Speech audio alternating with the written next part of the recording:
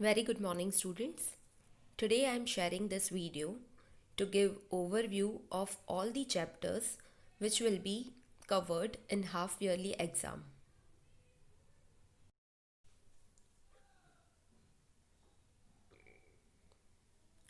Let's start with first chapter, Introduction to Accounting, where all theory topics were covered.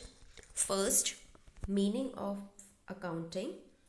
So, accounting is a systematic process of identifying, measuring, recording, classifying, summarizing, interpreting, and communicating the financial information to the users. Yes, and the definition which is given by American Institute of Certified Public Accountants, that is, accounting is the art of recording, classifying, summarizing in a significant manner and in terms of money transactions and event which are in part at least of a financial character and interpreting the result thereof. Now accounting क्या है, तो accounting एक systematic process है. Yes, where we are identifying transaction. हम transaction को identify करते हैं कि ये transaction business transaction है कि नहीं. Yes, can we measure in terms of money or not? Yes, because accounting में हम वही transaction record करते हैं जो business की transaction हो और जिसे हम money में measure कर पाएँ. Yes, so it is a systematic process of identifying, measuring, recording. First, we are recording the transaction in journal or special purpose books. Yes, subsidiary books. So that is recording. Then classifying. Classifying where we have to prepare ledger. Yes, ledger posting in ledger book. Then summarizing where we have to prepare trial balance and all financial statements. After that, we have to interpret it and we have to communicate our financial information to the users. As we know that there are many users of accounting information. Yes, that is also one kind of topic in this content. Then attributes. Let me tell you that in your topics there are two separate topics of characteristics. The second topic, that is characteristics of accounting, where you have to write the all these steps. Yes, like identification, measuring, recording, classifying, summarizing, analysis and interpreting, and communicating. Yes, ये सारे points ये second topic में आएंगे. And you can see the third last topic, qualitative characteristics of accounting information. So whenever it is asked in your exam that explain the characteristics, you have to write the second topic. But when there is a clear information that you have to write qualitative characteristics, so you have to explain the third last topic. Yes, and in third last topic, some qualitative characteristics will be covered, like accounting must be reliable, relevance. Yes, relevant होनी चाहिए, user के हिसाब से होनी चाहिए, understandability का characteristic उसमें होना चाहिए. Then accounts must be in that form that we can compare with past years accounting information. Yes, इस चैप्टर की सारी डिटेल वीडियोस ऑलरेडी आपसे शेयर की हुई है, which are available on YouTube. Yes, you can search with the given link, and if there is problem to search all those videos, you can contact me. I'll share all the links again. And then other topics like objectives, functions, advantages, role. Yes, these all topics are in such a way that all look similar. Yes, so while writing the answer, make sure that all points should be correctly. Yes, you have to write the proper answer in exam. If question is asked in 1 mark or 2 mark, you have to just write the points. Yes, you have to state. And if it is asked in detail answer, you have to explain the points in detail. Yes, then limitations, which are very important. All the limitations of accounting, like accounting is not fully exact. We are recording with the evidence, but sometimes we have to make estimates. Some informations proved unrealistic. Yes, and qualitative elements like quality of work or qualification of employees and all, best efforts given by employees, such elements which affect the accounting but we are not recording. Yes. And accounting ignores the price level change, जो price fluctuate हो रही है, as you know that money is not stable. Yes. So उसमें जो changes हो रहे हैं prices में, उसे accounting ignore करता है. Yes. एंड काफ़ी बार अकाउंटिंग में विंडो ड्रेसिंग होता है, एक्चुअल पोजीशन हाइड करके कुछ रॉन्ग शो की जाती है. यस. सो वो सब पॉइंट्स लिमिटेशन में कवर होते हैं, जिसमें काफ़ी बार आपको डाउट्स रेज आप करते हो. So here I am explaining it, and again detail videos are available on YouTube. I had shared with you. Then accounting process, जहाँ पे आपको पूरी प्रोसेस डायग्राम वाइज मैंने आपको एक्सप्लेन की थी, आपकी बुक में दी हुई है. Again, the all similar steps. First we have to identify, then we have to record, then classification, then summarizing, then analysis and interpretation, and finally communicating accounting information with users. Yes. Then another topic is branches of accounting. Yes, where you have to give the classification of all the branches. The first one is financial accounting, where the financial accountant has to find the profit or loss of the firm, the financial position. Yes. Then cost accounting, which is basically for cost of production, to find the cost of production by which we can control the cost. Yes. Then the third one is management accounting, which help the management to take proper appropriate decisions. Yes, इस तरह की 3 branches है.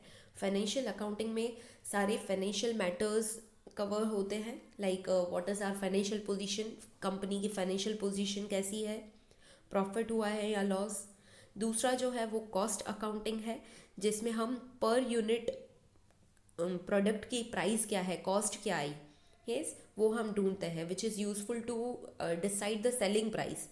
हमें अगर कोई product market में cell करना है तो उसकी हमें कॉस्ट क्या पड़ी वो ढूंढना ज़रूरी है. Yes. So cost accounting basically focus on cost of production. Yes. Then management accounting वो है जो रिसेंटली डेवलप्ड ब्रांच है. यस.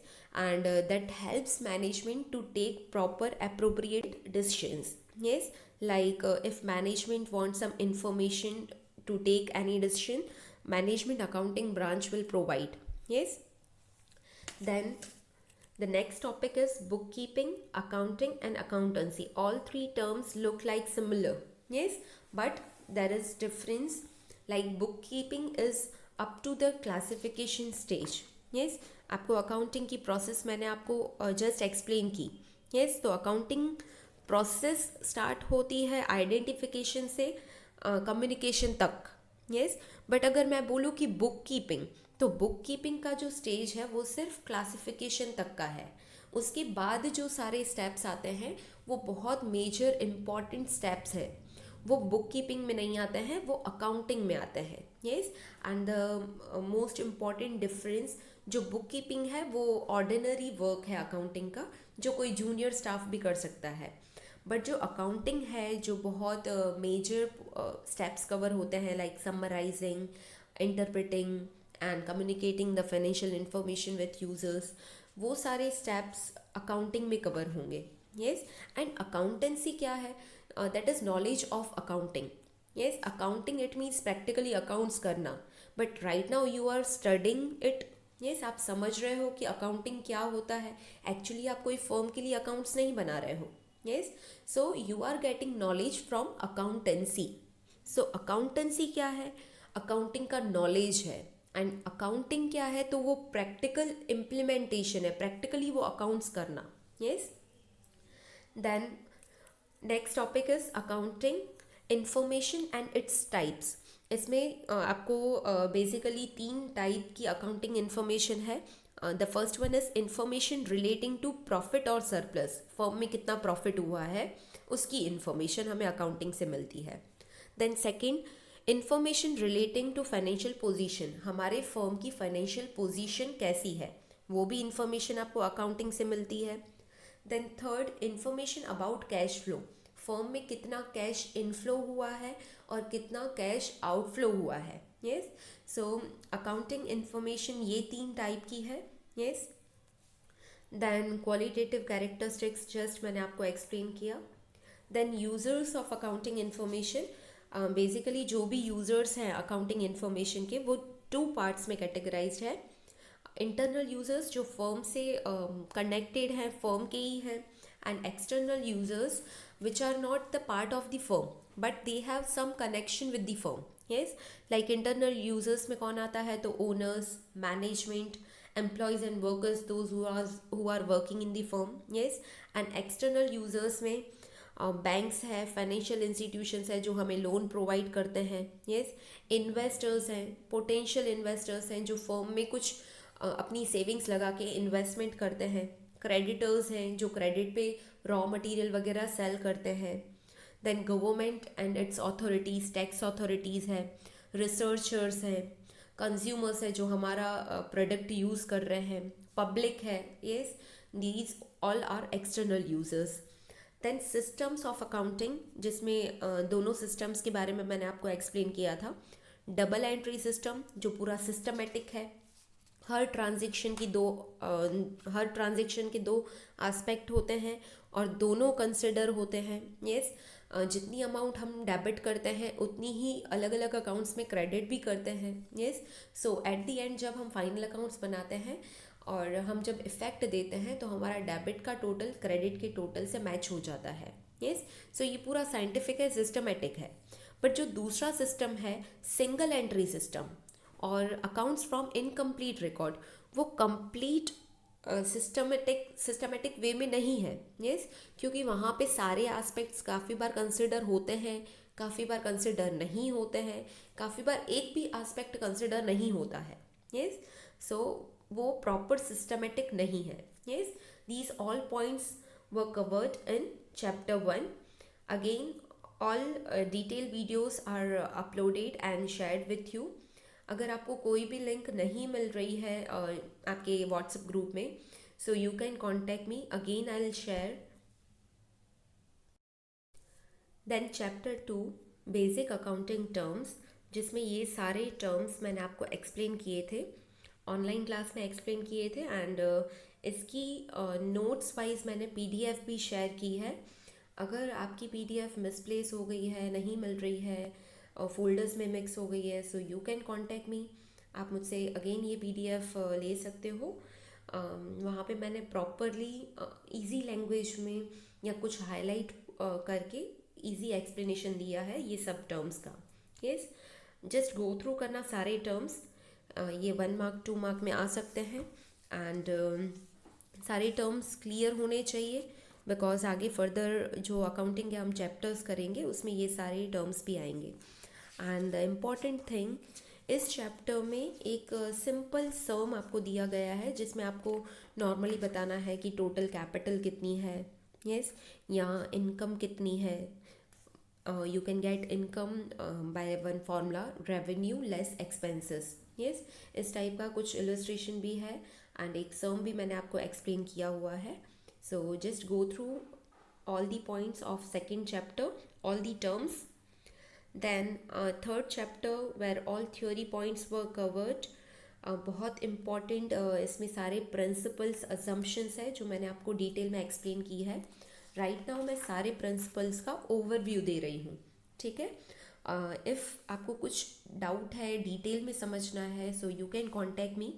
ऑलरेडी ये सारे पॉइंट्स मैंने ऑनलाइन क्लासेस में कवर किए हुए हैं एंड नोट्स की पीडीएफ भी शेयर की हुई है. यस, सारे थ्योरी टॉपिक्स करने ही हैं आपको. यहाँ पे मैं सिर्फ प्रिंसिपल्स है, अजम्पशंस है, वो एक बार ओवरव्यू दे देती हूँ क्योंकि काफ़ी स्टूडेंट्स को उसमें कन्फ्यूजन होता है सारे प्रिंसिपल्स में. Yes, so all 3 assumptions I am explaining first. The first one is going concern assumption. It is assumed that business shall continue for long period. Yes, there is no intention to close the business or shut down the business. Yes, ये जो assumption है इसमें हम assume करते हैं कि हम हमारा business काफ़ी long period तक रन करेंगे. ऐसा कोई intention के साथ business नहीं कर रहे हैं कि एक आध साल में हम business बंद करेंगे. Yes, और इसी कॉन्सेप्ट को चलते हम काफ़ी सारी इफ़ेक्ट्स देते हैं, लाइक फिक्स्ड असेट्स रिकॉर्ड करते हैं और एनुअली उस पर डेप्रिसिएशन प्रोवाइड करते हैं. यस हमारे एक्सपेंसेस को सेपरेटली शो करते हैं, revenue expenses and capital expenses. Yes that is based on going concern assumption. देन दूसरा जो अजम्पशन है वो है कंसिस्टेंसी. इसके हिसाब से अकाउंटिंग में जो भी मेथड अडॉप्ट की जाती है वही कंटिन्यू रखी जाती है. यस जैसे कि डेप्रिसिएशन प्रोवाइड करने की दो मेथड है, रिटन डाउन वैल्यू मेथड और straight line method.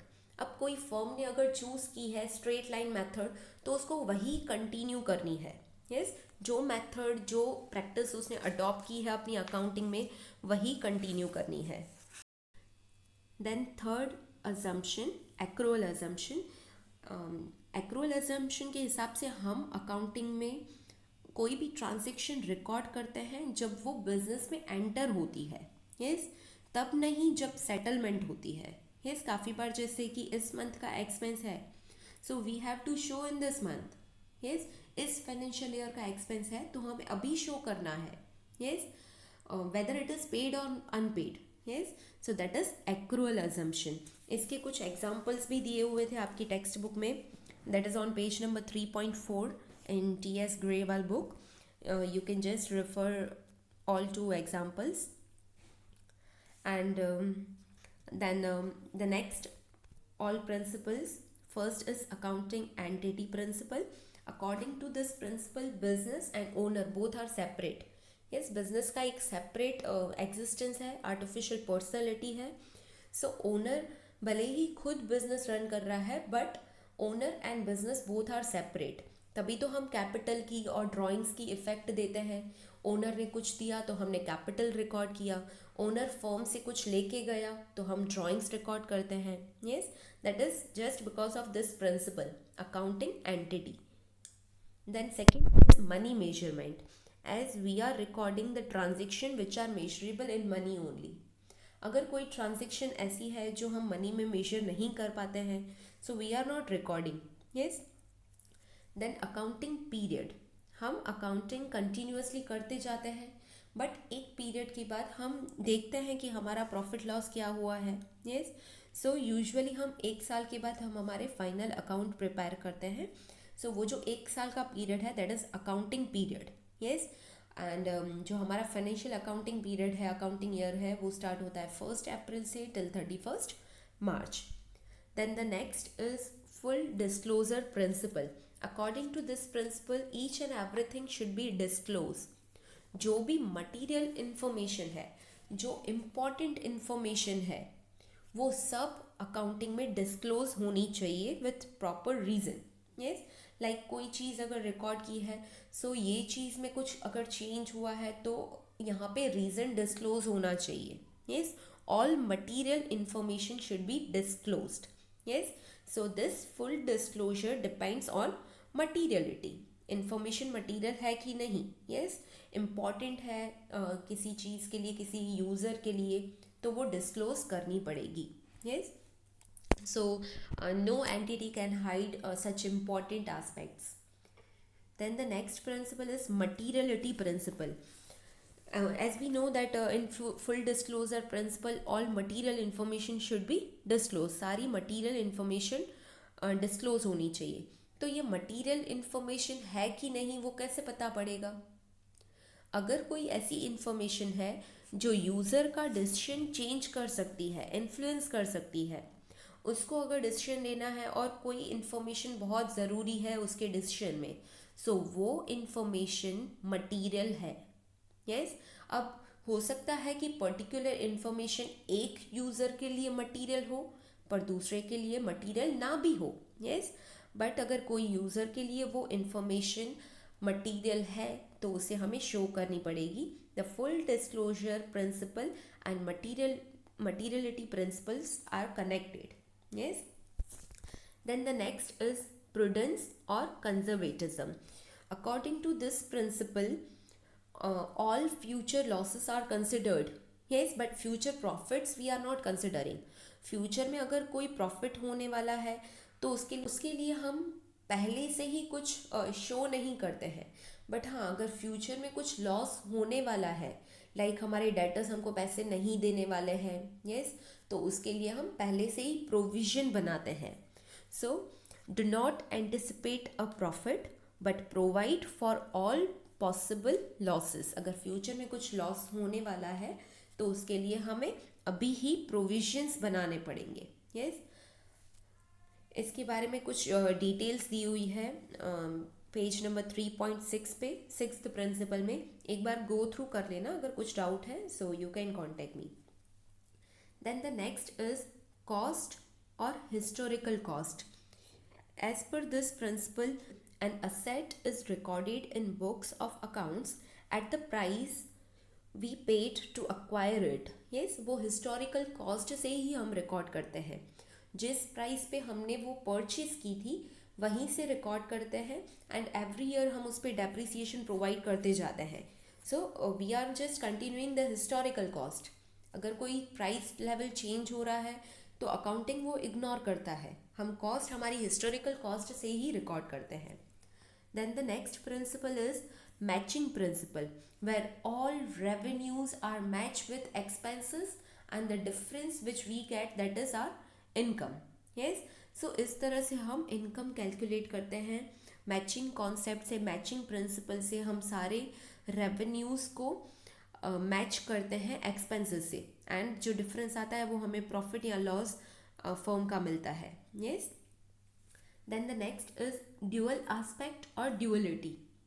According to this principle, each and every transaction has two aspects, yes, debit and credit। और ड्यूअल एस्पेक्ट जो डबल एंट्री सिस्टम है, ड्यूअलिटी कॉन्सेप्ट है, इसमें हम दोनों एस्पेक्ट कंसिडर करते हैं और दोनों एस्पेक्ट शो करते हैं। इसका डिटेल आप जब प्रैक्टिकल चैप्टर हमने अकाउंटिंग इक्वेशन किया तब आपने देखा होगा। जो भी इफेक्ट्स थी वो हम सारी इफेक्ट्स देते थे। यस, लाइक असेट साइड कुछ चेंज है तो वो भी दे रहे थे, कैपिटल लायबिलिटी साइड चेंज है तो वो भी इफेक्ट दे रहे थे। सो मिनिमम दो एस्पेक्ट्स होते हैं और दोनों ही हम कंसिडर करते हैं एज पर दिस प्रिंसिपल। उसके बाद जो नेक्स्ट है रेवेन्यू रिकॉग्निशन और realisation concept. Revenue recognition, it means when we have to recognise the revenue, कब रेवेन्यू हुआ है। लाइक हमें ऑर्डर तो मिल गया है जैन में, यस, बट एक्चुअली हम फेब में अगर गुड्स सेल कर रहे हैं तो ऑर्डर जब रिसीव किया था वो हम रिकॉर्ड नहीं करते हैं, एक्चुअली जब ट्रांजेक्शन हो रही है तब हम रिकॉर्ड करते हैं। सेम जैसे अगर जैन मंथ में गुड्स सेल किए हैं, यस, हमने गुड्स सेल कर दिए, पर अगर उसकी अमाउंट हमें मार्च में रिसीव हो रही है सो हम सेल्स मार्च में रिकॉर्ड नहीं करेंगे। हमने कब सेल्स किया, हमने कब गुड्स सोल्ड किए, जैन मंथ में। सो उसी मंथ में हमें सेल्स की इफेक्ट देनी पड़ेगी। Yes, that is revenue recognition concept. According to revenue recognition concept, revenue is considered to have been realized when a transaction has been entered into and the obligation to the received amount is established। भले amount receive ना हुई हो but वो transaction तो हो गई। Yes, हमने goods तो सेल कर दिए, भले अमाउंट रिसीव नहीं हुई है तो हम उसे क्या शो करते हैं कि फ्यूचर में अमाउंट रिसीव होगी। Yes, so that is revenue recognition concept. Then verifiable objective, according to this principle accounting should be free from personal bias। yes, जो भी हम रिकॉर्ड करते हैं अकाउंटिंग में वो हम एक एविडेंस के बेस पे रिकॉर्ड करते हैं। yes, कोई पर्सनल इंटरेस्ट से या विदाउट एनी एविडेंस हम कुछ भी रिकॉर्ड नहीं करते हैं। So that proves the verifiable objective कि ये फ्री फ्रॉम बायर्स है, इसमें कोई बायसनेस नहीं है, सब कुछ एविडेंस के बेस पे ही रिकॉर्ड किया गया है। सारे प्रिंसिपल्स से रिलेटेड आपको एक कुछ प्रॉब्लम सम दिया हुआ है पेज नंबर 3.10 पे। यस, जिसमें आपको आइडेंटिफाई करना है कि कौन सा प्रिंसिपल फॉलो हुआ है। Yes, so just go through with all such kind of problem sums. Yes, 1 mark question can be asked। And the second part of this chapter is about accounting standards। yes, हर जगह accounting की अलग अलग practice थी। yes, सो उसमें uniformity के लिए कुछ standards present हुए। yes, उसके बारे में पूरा सेकेंड पार्ट है इस चैप्टर का। नाउ यहाँ पे जो अकाउंटिंग स्टैंडर्ड्स एस्टैब्लिश हुए वो फर्स्ट जो उसके लिए कमिटी स्टार्ट हुई थी, दैट इज़ इन 1973। यस, इस ईयर में जो कमिटी बनी थी स्टैंडर्ड्स प्रेजेंट करने के लिए, that is IASC, international accounting standards committee. Yes, जिसमें सारे ICAI, institute of chartered accountants of India, इसके सारे मेंबर्स थे, उन्होंने मिलके कुछ स्टैंडर्ड्स प्रेजेंट किए। यस, एंड ICAI ने एक स्टैंडर्ड बोर्ड बनाया, that is accounting standard board. Yes, और कुछ स्टैंडर्ड्स प्रेजेंट किए, that is international accounting standards IAS। और ये जो स्टैंडर्ड्स बनाए गए थे, इसके लिए एक इंटरप्रिटेशन कमिटी बनाई गई थी, जो इस पर रिव्यू देगी, कुछ इंटरप्रिटेशंस देगी। यस, अपने सजेशंस प्रेजेंट करेगी, and that is standing interpretation committee. Yes, अब ये जो स्टैंडर्ड्स थे, इसको वर्ल्ड वाइड सेम बनाना था। यस, वर्ल्ड वाइड यूनिफॉर्मिटी चाहिए थी। सो ये जो कमिटी 1973 में बनी थी, IASC, वो रिप्लेस हो गई 2001 में IASB से, and the full form of IASB is international accounting standard board. Yes, जो पहले के स्टैंडर्ड्स थे उसमें से काफ़ी सारे कंटिन्यू हुए, और जिसमें कुछ चेंजेस थे वो चेंजेस लाए गए। यस, और जो न्यू स्टैंडर्ड्स प्रेजेंट हुए, that is IFRS, international financial reporting standards. Yes, और इसके लिए जो इंटरप्रिटेशन कमिटी बनाई गई थी, that is IFRIC, that is international financial reporting interpretations committee. और इसके जो इंटरप्रिटेशंस थे, that are known as IFRIC interpretations. Yes, and then as we know that हर कंट्री के लॉ कॉन्स्टिट्यूशन अलग अलग होता है। यस, सो यहाँ पे जो इंटरनेशनल यूनिफॉर्मिटी के लिए जो स्टैंडर्ड्स बनाए गए थे, उसको हमारे इंडिया के कॉन्स्टिट्यूशन से, लॉ के हिसाब से कुछ चेंजेस लाया गया, एंड जो हमारे पास स्टैंडर्ड्स आए, that is Indian accounting standards. Yes, इस तरह से काफ़ी डिटेल में ये सारे कॉन्सेप्ट्स आपके चैप्टर में एक्सप्लेन किए गए हैं। Yes, so just go through. यहाँ पे लास्ट में आपको कुछ डिफरेंस भी दिया गया है। यस, पॉइंट वाइज दिया गया है कि पहले के जो सारे स्टैंडर्ड्स थे वो रूल बेस्ड थे, अभी के सारे प्रिंसिपल बेस हैं। यस, पहले हिस्टोरिकल कॉन्सेप्ट के बेस पे रिकॉर्डिंग हो रही थी, नाउ फेयर वैल्यू के कॉन्सेप्ट से रिकॉर्डिंग हो रही है। यस, एंड कुछ प्रोविजंस भी दिए गए हैं कि कंपनी पे कौन सा एप्लीकेबल है। Yes, and you can just see on page number 3.16 जो इंडियन अकाउंटिंग स्टैंडर्ड्स है वो कौन सी कंपनी पे एप्लीकेबल है, वो भी आपको दिया गया है। जो लिस्टेड कंपनी है स्टॉक एक्सचेंज में, जिसकी नेट वर्थ 250 करोड़ या उससे ज़्यादा है। यस, एंड उसकी सारी होल्डिंग, सब्सिडरी, एसोसिएटेड और joint venture companies. Yes, so just go through to the all points of accounting standards.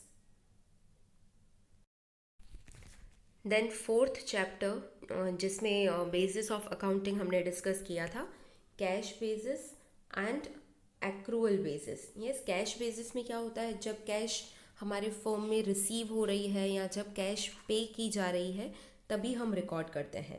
Yes, जब सेटलमेंट हो रही है, यस, वो कंसिडर होता है कैश बेसिस में। बट जो एक्रूअल बेसिस ऑफ अकाउंटिंग है, उसमें हम जब ट्रांजैक्शन फर्म में एंटर हो गई है तब हम रिकॉर्ड करते हैं, ना कि जब उसकी सेटलमेंट हो। यस, एंड इसके बीच का डिफरेंस भी दिया गया है आपके बुक में, जो आपको डिटेल में पढ़ना है। एंड द इम्पॉर्टेंट पॉइंट्स यहाँ पे जो एक्रूअल कॉन्सेप्ट में कंसिडर होते हैं, सारे outstanding expenses, prepaid expenses, accrued income, income received in advance, ये सब का आपका मीनिंग क्लियर होना चाहिए। Yes, outstanding expense, it means expense इनकर हो चुका है, इसी पीरियड का एक्सपेंस है, बट हमने अभी तक पे नहीं किया है। यस, लाइक अगर हम फाइनेंशियल ईयर 2018 2018-19 की अगर हम बात करें, ये हमारा एक अकाउंटिंग पीरियड है। सो एक्सपेंस इसी ईयर का है बट हमने पे नहीं किया है तो उसे हम बोलेंगे आउटस्टैंडिंग एक्सपेंस। फिर दूसरा है prepaid expense. It means expense 2019-20 का है, इस ईयर का नहीं है, इस अकाउंटिंग ईयर का नहीं है, इसके बाद जो 2019-20 आएगा उस ईयर का है बट हमने अभी पे कर दिया है। So that is known as prepaid expenses. Yes, we had paid such expenses in advance. Then next है accrued income. It means अगर हमने इनकम अर्न कर दी है, ड्यू हो गई है, इसी पीरियड की है बट अभी तक रिसीव नहीं हुई है। यस, जैसे कि हमारा कुछ इंटरेस्ट हमारी इनकम है, यस, और वो इंटरेस्ट इसी पीरियड का है, इसी अकाउंटिंग ईयर का है, 2018-19 का ही है बट अभी तक हमें रिसीव नहीं हुआ है। Yes, so such incomes are due but not received. Yes, so that is known as accrued income. इसको रिसीवेबल इनकम भी बोला जाता है। Yes, receivable income which is yet not received, in future we will receive. Yes, then the fourth one is income received in advance. जैसे कि हमारा financial year चल रहा है 2018-19 बट इसी साल हमें नेक्स्ट ईयर की इनकम भी मिल गई है। नेक्स्ट ईयर का कोई कमीशन जो 2019-20 में मिलने वाला है वो अभी 18-19 में मिल गया। सो ये इनकम हमने एडवांस में रिसीव कर ली है। Yes, so income received in advance is an income which has been received before it has been earned. अभी तक अर्न नहीं हुई है, नेक्स्ट ईयर में अर्निंग होगी बट रिसीव हमने अभी कर दी है। यस, एंड इस चैप्टर में डिफरेंस भी आपको दिया हुआ है, कैश बेसिस का, अक्रूवल बेसिस का, वो भी आपको पढ़ना है। अगर आपका कुछ डाउट है सो आप कांटेक्ट कर सकते हो। Then the next chapter is fifth chapter, जिसमें थ्योरी की वर्कशीट आज ही मैंने शेयर की है एंड प्रैक्टिकल प्रॉब्लम सॉल्व्स मैंने आपको ऑनलाइन क्लास में एक्सप्लेन किए थे। ये हमने साथ में ही सॉल्व किए थे एंड इस चैप्टर में काफ़ी इम्पॉर्टेंट पॉइंट्स कवर हो रहे हैं। यस, आपको अकाउंटिंग इक्वेशन का कुछ बेसिक थ्योरी दिया हुआ है। अकाउंटिंग इक्वेशन क्या है वो मैंने आपको पहले भी चैप्टर्स में एक्सप्लेन किया हुआ है, जो बैलेंस शीट से आई है। यस, बैलेंस शीट हम बनाते हैं जब टैली हो जाती है। The same way accounting equation एक मॉडर्न अप्रोच है। डायरेक्टली हम हर ट्रांजेक्शन की इफेक्ट अकाउंटिंग इक्वेशन पे देते हैं। Yes, accounting equation that is assets is equals to capital plus liability. हर ट्रांजेक्शन की डायरेक्टली हम इस अकाउंटिंग इक्वेशन पे इफेक्ट दे देते हैं। यस, जैसे हमने गुड्स परचेज किए, बदले में कैश दिया, सो गुड्स कैश हमारे पास आ रहा है, हम असेट में प्लस करते हैं। दूसरे हाथ से हम कैश दे रहे हैं, कैश जा रहा है, कैश भी हमारी असेट है तो अगेन असेट में से हम माइनस कर देते हैं। ऐसे हर ट्रांजेक्शन की इफेक्ट हम इस अकाउंटिंग इक्वेशन पे देते हैं। यस, इसके सारे थ्योरी पॉइंट्स मैंने आपको क्लास में एक्सप्लेन किए हैं, वो भी आपको पढ़ने हैं and this is the overview of this chapter. आपको इस चैप्टर में कौन कौन सी चीज़ ध्यान से सॉल्व करनी है, ध्यान से आपको प्रिपेयर करना है एग्ज़ाम के लिए। सी, जो थ्योरी क्वेश्चंस है, ऑब्जेक्टिव क्वेश्चंस है, एक्सरसाइज मैंने शेयर कर दी है आज, सो वो आप गो थ्रू कर लेना, वो थ्योरी का ही पूरा आउटकम है। एंड इसके अलावा जो हमने प्रैक्टिकल प्रॉब्लम सॉल्व किए हैं जिसमें आपको अकाउंटिंग इक्वेशन प्रिपेयर करनी है, यस, विद कॉलम्स, जिसमें हम इस टाइप का कुछ टेबल बनाते थे। फर्स्ट कॉलम में हम ट्रांजेक्शन का नंबर लिखते हैं, सेकेंड कॉलम में हम ट्रांजेक्शन लिखते हैं लाइक गुड्स परचेज। यस, फिर जो भी आपको क्वेश्चन में दिया है उस हिसाब से हम असेट्स में कुछ कॉलम्स जनरेट कर देते हैं। यस, लायबिलिटी में कॉलम्स जनरेट करते हैं, कैपिटल में कोई कॉलम जनरेट नहीं होता है, सारी इफेक्ट हम एक ही कॉलम में देते हैं। यस, इस तरह से फॉर्मेट बना के हम अकाउंटिंग इक्वेशन के प्रैक्टिकल सम्स कर रहे थे, सेम एग्जाम में आ सकता है। यस, द इम्पॉर्टेंट थिंग, जब एक्सपेंस या इनकम होता है तो एक्सपेंस इनकम की डायरेक्ट इफेक्ट कैपिटल पे आती है। यस, सो वो आप मत भूल जाना कि एक्सपेंस है तो कैपिटल में से माइनस होगा, इनकम है तो कैपिटल में प्लस होगा। यस, क्योंकि सारे एक्सपेंसेस एंड इनकम कौन बेयर करता है? ओनर बेयर करता है। यस, सो हम उसकी कैपिटल पे इफेक्ट दे देते हैं। यस, सारे प्रैक्टिकल सम्स एक बार खुद सॉल्व करना, इलस्ट्रेशंस गो थ्रू कर लेना, अगर डाउट है तो आप पूछ लेना। एंड इसी टाइप के फॉर्मेट में आपको सम्स दिए हुए हैं जिसमें मिसिंग डिटेल्स है। यस, आपको पूरा सम दिया हुआ है, कहीं कहीं पे असेट नहीं दी हुई है, कहीं कहीं पे लायबिलिटी नहीं दी हुई है। सो वो सॉल्व करना भी मैंने आपको सिखाया था। Yes, that is on page number 5.23। Yes, वो भी आप एक बार गो थ्रू कर लेना। देन इस चैप्टर में शॉर्ट सम्स है जिसमें आपको असेट दिया है, कैपिटल दिया है, लायबिलिटी ढूंढना है। यस, तो आप ये अकाउंटिंग इक्वेशन के फॉर्मूला से आप ढूंढ सकते हो। यस, सो वो सारे शॉर्ट सम्स मैंने पीडीएफ भी शेयर किया है काफ़ी इंपॉर्टेंट सम्स का। So just go through and prepare well for this chapter. इसमें थ्योरी भी है, प्रैक्टिकल भी है। Yes, then yes, one more important thing which I forgot to show। आपको कुछ इलस्ट्रेशन वे में आपको कुछ एक्सप्लेनेशन दिया है कि अगर कैश बेसिस है तो इनकम क्या है। यस, एक्रूअल बेस है तो इनकम क्या है। इस टाइप का आपको कुछ इलस्ट्रेशन दिया है। Let me tell you the page number so you can just prepare for that also. Yes, illustration 1 and illustration 2, page number 4.2 and 4.3। yes, वहाँ पे ये दोनों illustration भी मैंने आपको करवाए थे, ऑनलाइन क्लास में एक्सप्लेन किए थे। सो वो भी आपको पढ़ने हैं, एक बार ध्यान से देख लेना कि कैश बेसिस से इनकम कैसे फाइंड होती है और एक्रूअल बेस से नेट इनकम कैसे फाइंड होती है। ठीक है। यस, देन जो हमारा नेक्स्ट चैप्टर है that is chapter 6, rules of debit credit, जो बहुत इम्पॉर्टेंट चैप्टर है। इसमें काफ़ी सारे थ्योरी पॉइंट्स भी है, प्रैक्टिकल भी हमने किया था। यस, सो ये भी आप अच्छे से प्रिपेयर करना। इसमें थोड़ा मैं बता देती हूँ, अकाउंटिंग का इन्फॉर्मेशन है, अकाउंट का फॉर्मेट मैंने आपको एक्सप्लेन किया था किस तरह से अकाउंट बनता है। Yes, debit left hand side debit side है, right hand side credit side है। अगर अकाउंट में हम डेबिट साइड रिकॉर्ड करते हैं तो ऐसा बोला जाता है account is debited. Credit side हम रिकॉर्ड करते हैं तो बोला जाता है अकाउंट इज़ क्रेडिटेड। यस, इस तरह के कुछ थ्योरी पॉइंट्स मैंने ऑनलाइन क्लासेस में कवर किए थे, वो आप देख लेना। Yes, then rule of debit credit में आपको दोनों तरीके से एक्सप्लेन किया है, ट्रेडिशनल क्लासिफिकेशन से एंड मॉडर्न क्लासिफिकेशन से। दोनों तरीके से आपको पढ़ना है। यस, ट्रेडिशनल बहुत इम्पॉर्टेंट है जो फर्दर स्टडीज़ में आपको कंटिन्यू आएगा। जो मॉडर्न अप्रोच है वो भी बहुत इम्पॉर्टेंट है, उसका सिंपल वे से मैंने आपको ऑनलाइन क्लास में एक्सप्लेन किया हुआ है। यस, जिसका क्लासिफिकेशन आप एक बार देख लेना। यस, देन उस हिसाब से रूल ऑफ डेबिट क्रेडिट है, अकाउंट को कैसे बैलेंस किया जाता है, अकाउंट क्लोज करते टाइम क्लोजिंग बैलेंस फाइंड किया जाता है। यस, बैलेंस कैरी डाउन करके, वो भी प्रैक्टिकल सम्स में मैंने आपको एक्सप्लेन किया है, इवन थ्योरी भी एक्सप्लेन की है। यस, वो आपको पढ़ना है। कुछ और थ्योरी पॉइंट्स भी मैंने आपको एक्सप्लेन किए थे। यस, कि कैपिटल का क्रेडिट बैलेंस होता है because owner is giving something. Yes, owner is giver credit.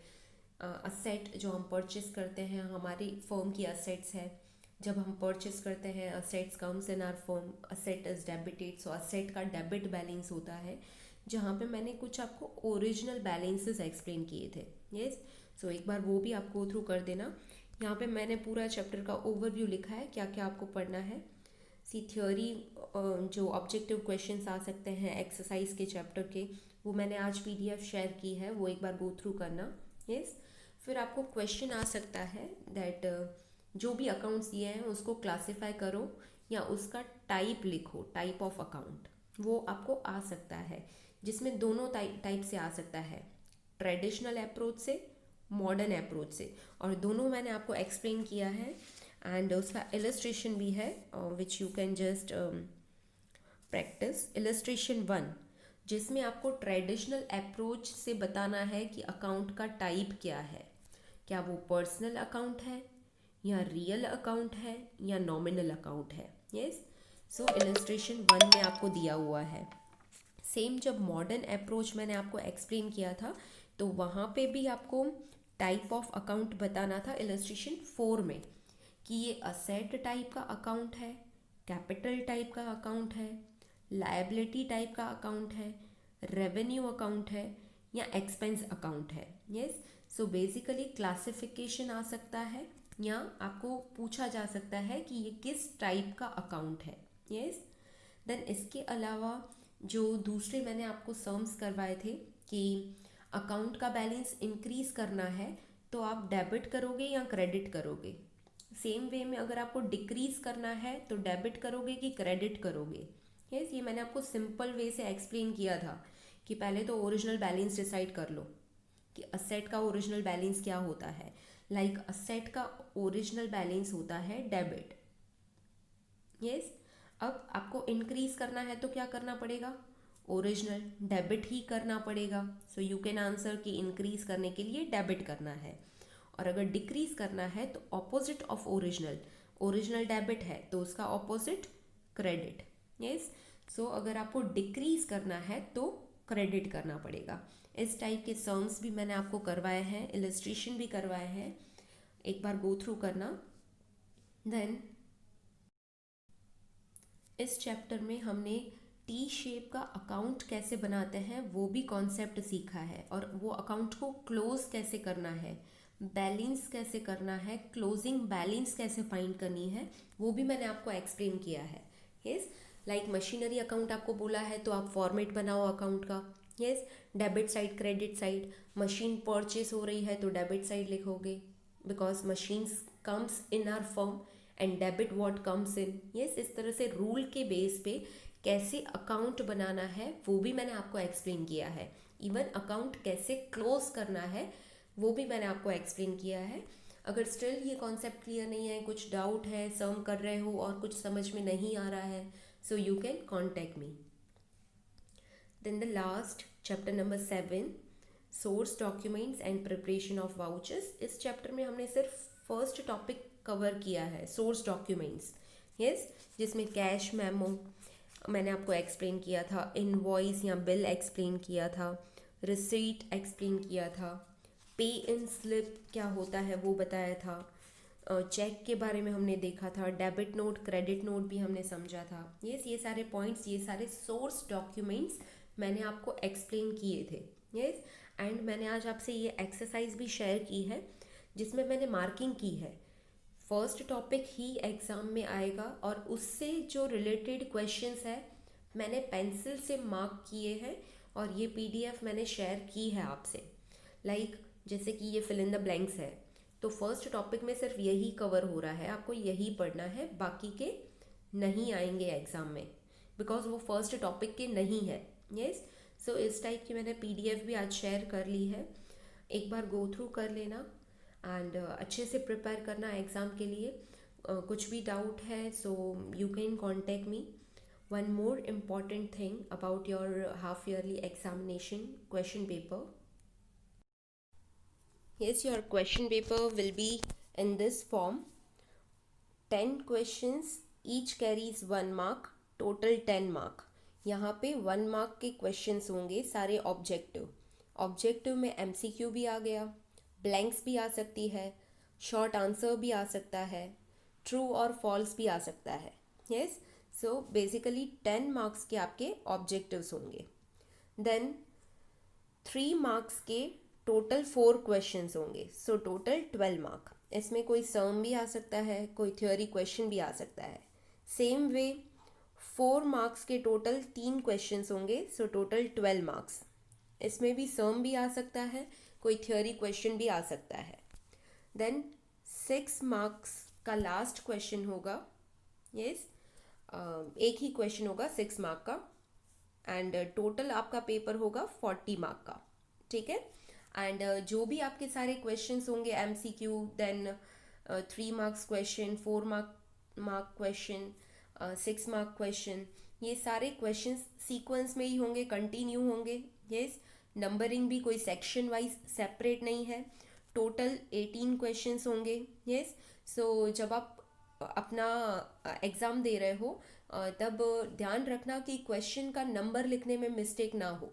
Yes, कोई सेक्शन वाइज क्वेश्चंस नहीं है, सारे साथ में ही क्वेश्चन होंगे, question 1 to question 18. Yes, so attempt your paper well. Yes, अच्छे से पेपर अटेम्प्ट करना, अच्छे से पेपर लिखना. क्वेश्चन नंबर लिखने में मिस्टेक नहीं होनी चाहिए. हर क्वेश्चन के साथ वो क्वेश्चन नंबर लिखना मत भूलना. ठीक है. वन मोर इम्पॉर्टेंट पॉइंट, सारे चैप्टर्स 1 to 7 चैप्टर में मैंने जितना करवाया है उतना ही आएगा. हर चैप्टर का मिनिमम वेटेज 5 मार्क्स तो है ही. यस, जो प्रैक्टिकल चैप्टर्स हैं like chapter number 5 and chapter number 6 वो प्रैक्टिकल चैप्टर्स हैं. सो उनका वेटेज 9 to 10 मार्क्स रहेगा. यस, क्योंकि उसमें प्रैक्टिकल सर्म्स भी है. यस, एंड जो 7th चैप्टर है जिसमें मैंने एक ही टॉपिक करवाया है उसका वेटेज ओनली 2 मार्क्स है.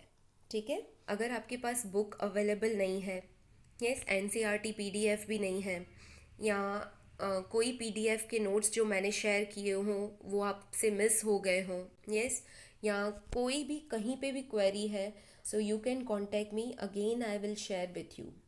So prepare well, all the best. And if you have any doubt, you can contact me.